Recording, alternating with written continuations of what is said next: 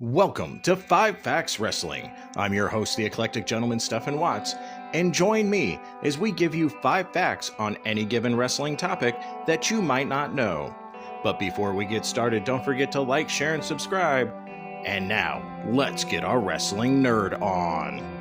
The Mouth of the South, Jimmy Hart.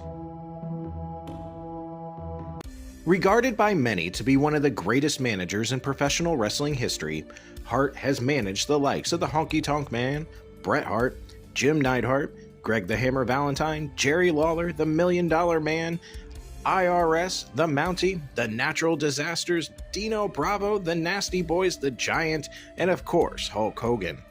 He was briefly the AWA Southern Heavyweight Champion in 1981. Before becoming involved in professional wrestling, of course, Hart was a member of the rock band The Gentrys, best known for their 1965 top 5 Billboard hit, Keep On Dancing. These are all facts that we know about the Mouth of the South, Jimmy Hart.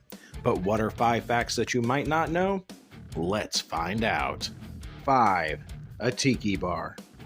Jimmy Hart and Hulk Hogan have been paired together in professional wrestling, for decades upon decades. Of course, as Hulk's manager and confidant. But their bond stretches beyond just what takes place inside wrestling rings. When Hulk decided to open up his tiki bar, known as Hogan's Beach, the two men decided to work together. Jimmy became a co-owner alongside the wrestling icon, with the two men partnering up on the venture together. Number 4. Straight Edge Jimmy Hart. Wrestling provides a certain rock and roll lifestyle. Because of that, it's not uncommon for the boys to enjoy partying and having fun, especially during the 80s and 90s, which was Jimmy Hart's main era. There's no social media at that point, so nothing to worry about, right? However, Jimmy Hart doesn't drink or do drugs and never has. He always believed that that was one of the reasons why Hogan requested to work with him. Jimmy had stayed away from those temptations, and that is something that has certainly served him well in the business. Number 3. Outrageous, the album. In the late 80s, Hart released an album titled Outrageous Conduct. The release consisted of comical songs done in character, such as Barbra Streisand's Nose and Eat Your Heart Out, Rick Springfield. Number 2. The First Megaphone. When fans think of Jimmy Hart, they think colorful jackets and his megaphone. But a lot of fans aren't aware of how the situation began. It was Vince McMahon's idea to use the megaphone as he saw one in Japan and opted to pick it up for Jimmy. He told Jimmy to use it, but not to go overboard.